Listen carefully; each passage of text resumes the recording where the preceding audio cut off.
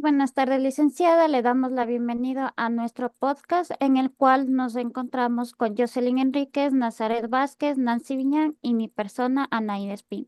Y juntas hemos preparado este espacio en el cual nuestro objetivo principal es compartir ideas, conocimientos para poder profundizar más sobre lo que es la literatura universal y nuevos conocimientos y ampliando de mucha relevancia. Con ello, abre esta charla Fernández Vázquez. Bueno, yo les quiero compartir sobre la literatura hebrea, que es un conjunto de obras escritas en hebreo. Principalmente su contenido es religioso, moral y filosófico. Abarca desde la antigüedad hasta la actualidad. Su núcleo está en los textos bíblicos, pero también incluye escritos rabínicos, filosóficos, poéticos y modernos. Su principal predominante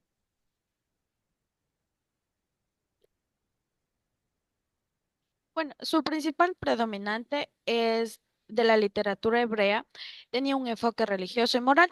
La mayoría de textos estaban relacionados con la relación entre Dios y el ser humano, la historia del pueblo israelí, la ley, la justicia y la fe.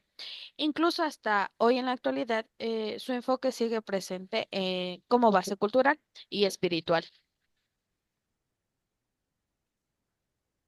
Muy interesante su introducción, compañera. Para mí la literatura hebrea es muy profunda y espiritual.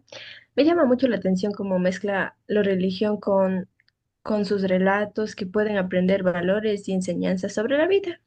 Siento que no solo habla de Dios, sino también de la lucha humana, la fe, la esperanza.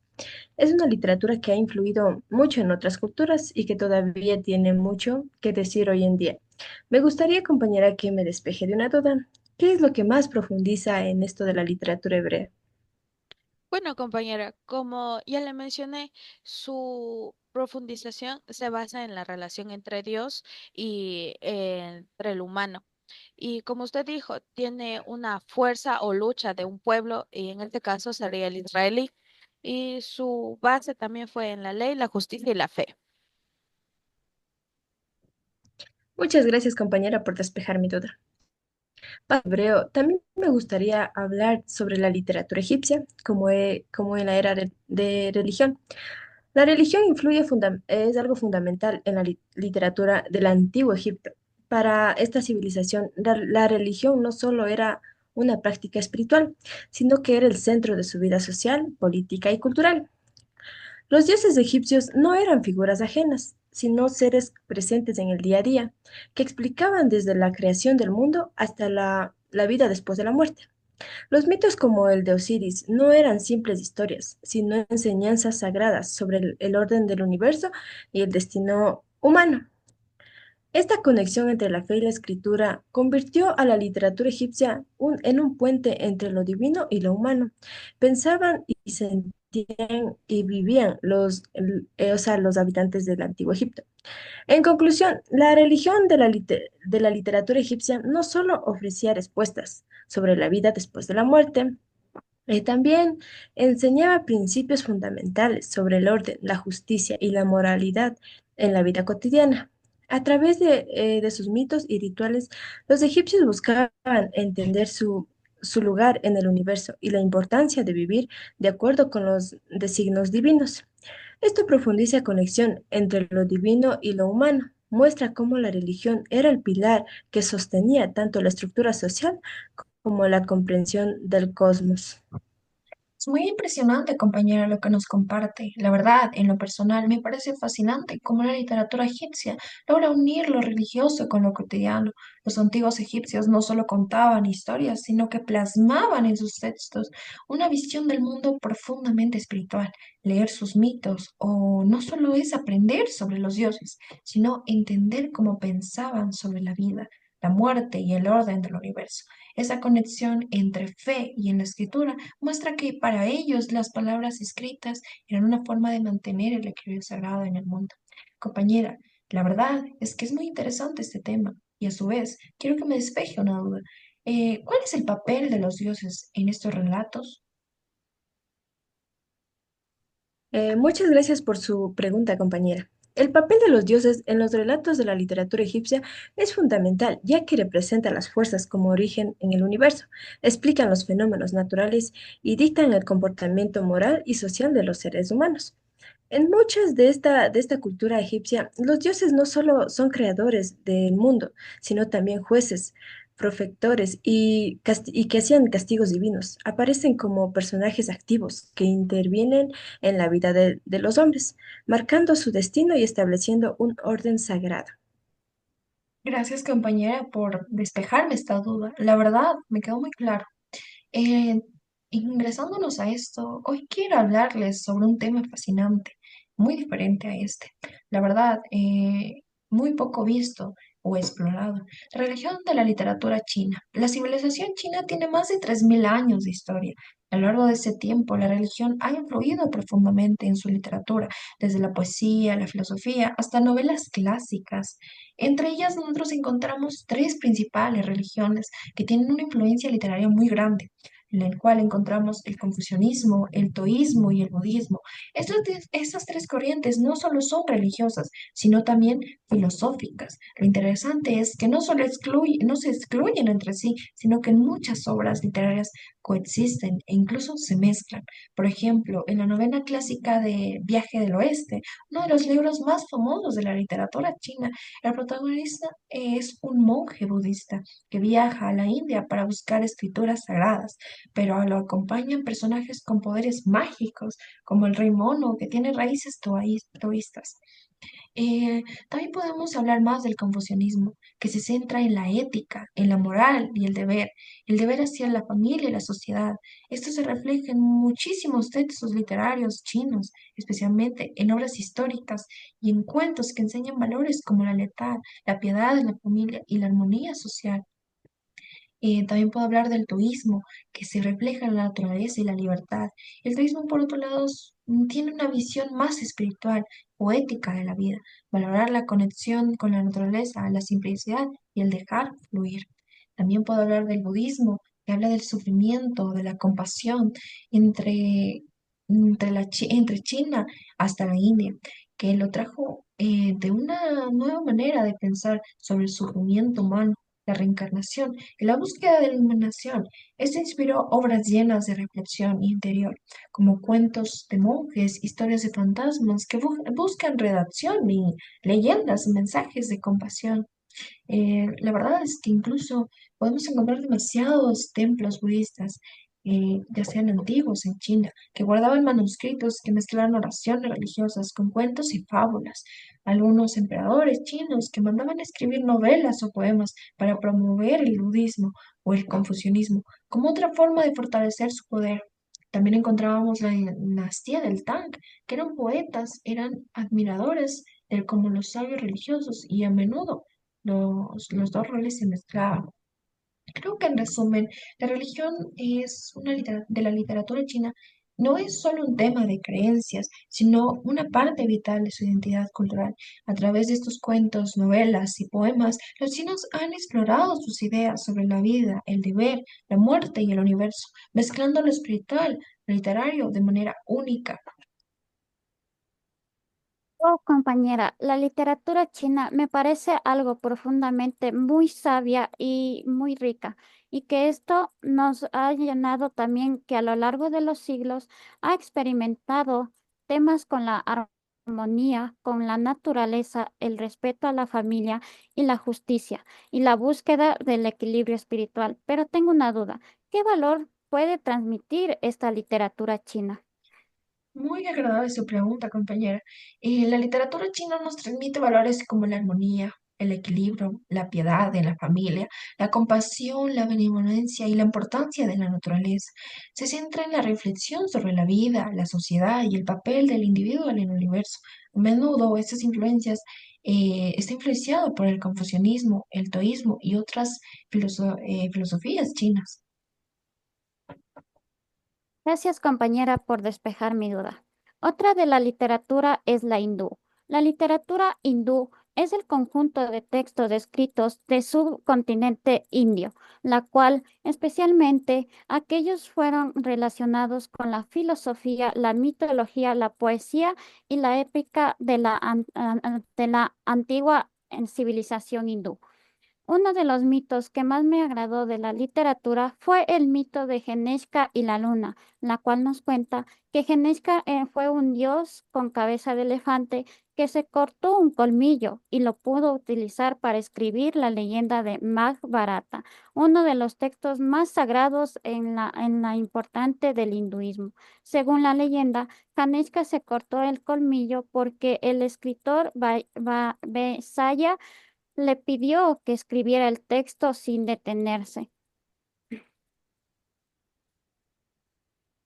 Muy interesante su interacción, compañera. Me parece muy buena. Pero quisiera que me despeje una duda. ¿Quién es Ganesha en la mitología hindú? Ganesha es el dios hindú con cabeza de elefante, la cual la literatura hindú le consideró el dios de la sabiduría y la prosperidad y de la buena suerte. Muchas gracias, compañera, por despejar mi duda. Concluyendo con esto del tema de esto de la literatura hindú, me recuerda a un mito que está escrito en la Biblia sobre Job, versículo 11 al 13. ¿Por qué no morir yo en la matriz? ¿O expiré al salir del vientre? ¿Por qué me recibieron las rodillas? Y a qué los pechos para que mamase? Pues ahora estaría yo muerto y reposaría, dormiría y entonces tendría descanso. Como notamos aquí, compañera, esto es un claro ejemplo del dolor inmerecido, porque como sabemos la historia, Job le arrebataron muchas cosas para comprobar su fe. Tuvo desesperanza en cierto momento y su deseo de no haber nacido fue grande. Pero hasta hoy en día se sabe que hay gente que tiene estos pensamientos o estos deseos, pero tenemos que notar que aún hay un propósito de vida. Exacto, compañera, yo comparto su idea. La verdad que es muy interesante este mito que nos compartió, compañera. Incluso, la verdad es que deberíamos ampliar más. Pero concluyendo, a su vez, yo quisiera compartirles un mito que me recordó lo que nos dio la compañera Nancy. Em, Habla de un rey denominado Osiris. Era un dios justo que gobernaba Egipto, pero su hermano Set lo envidiaba y lo mató encerrándolo en un sarcófago que arrojó al Nilo. Isis, esposa de Osiris, recuperó su cuerpo, pero Set lo desmembró y lo esparció por partes. Isis reunió todas sus partes y lo revivió mágicamente, consumiéndolo como su hijo. Es muy impresionante cómo de pasar a ser su esposo prácticamente, llegó a ser su hijo, denominado como Horus. Cuando Horus creció, luchó contra Set y finalmente fue reconocido como el nuevo rey. A su vez, rezó Osiris y se convirtió como en el dios del mundo de los muertos por revivir y regresar de la muerte. Es muy interesante ese tema, la verdad. Sí, compañera, según la mitología egipcia de Osiris, también fue un rey sabio y justo que llegó a gobernar Egipto. Su hermano Seth, movido por los celos y la ambición, lo asesinó y desmembró a Isis. La esposa de Orisis lo buscó incansablemente, reunió sus partes y con la ayuda de la magia logró devolver la vida, el tiempo y suficiente para concebir a su hijo. Horus, cuando Horus creció, enfrentó el Sed a una batalla por el trono de Egipto y finalmente lo venció restaurando el orden.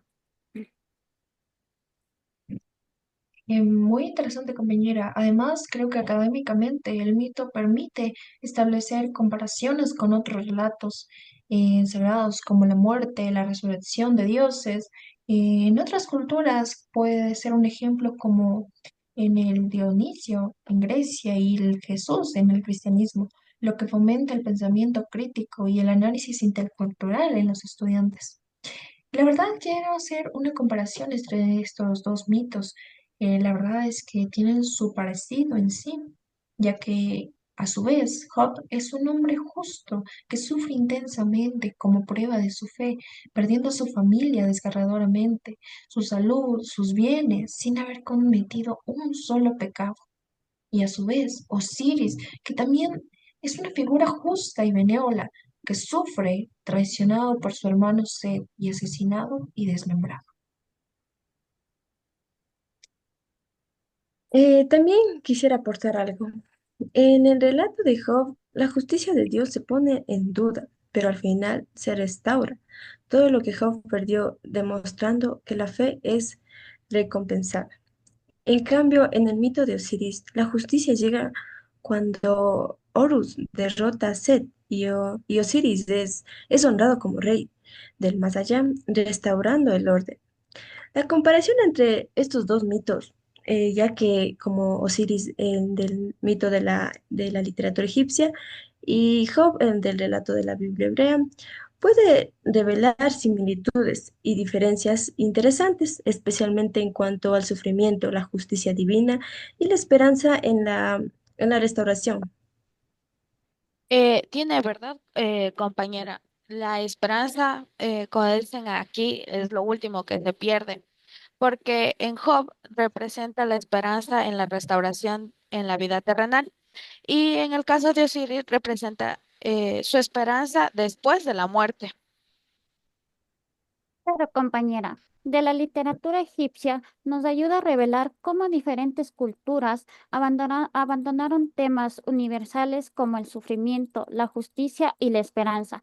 Y ambos relatos pueden mostrar que aunque el dolor y la justicia parezcan incomprensibles, el bien puede prevalecer. Esta comparación en el ámbito educativo es valioso porque fomenta el pensamiento crítico y el análisis literario intercultural y la empatía hacia diversas creencias, ayudando a que los estudiantes puedan comprender mejor la diversidad cultural y espiritual de la humanidad. Tiene toda la razón, compañera. Ingresándonos a este tema, ¿cómo esto influye en la cooperación sobre la educación?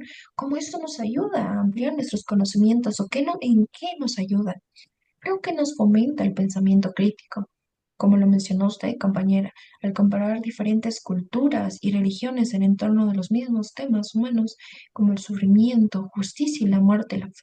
Creo que es muy interesante mezclarnos o incluso eh, entender más sobre ello. Claro, compañera, yo sé que esto también promueve un análisis en la literatura en la forma intercultural, porque estudiamos cómo las distintas civilizaciones usaron la narrativa para enseñar sus valores. Obvio, compañera, pero también esto nos ayuda a desarrollar la empatía y la tolerancia religiosa y nos ayuda a mostrar que todas las culturas han podido buscar respuestas más profundas a las mismas preguntas existenciales. De acuerdo, compañera. Esto influye mucho en la educación, ya que fomenta el pensamiento crítico, el respeto intercultural y la integración de saberes. Estos relatos permiten reflexionar sobre temas universales como el sufrimiento, la fe y la justicia, desarrollando valores como la resiliencia y la empatía en los estudiantes. Quisiera agradecer a mis compañeras por compartir en este momento todas estas literaturas, ya que hemos aprendido mucho, hemos compartido, hemos aprendido y pues cada quien sabe lo que en este momento compartimos. Muchas gracias, licenciada, espero sea de su agrado.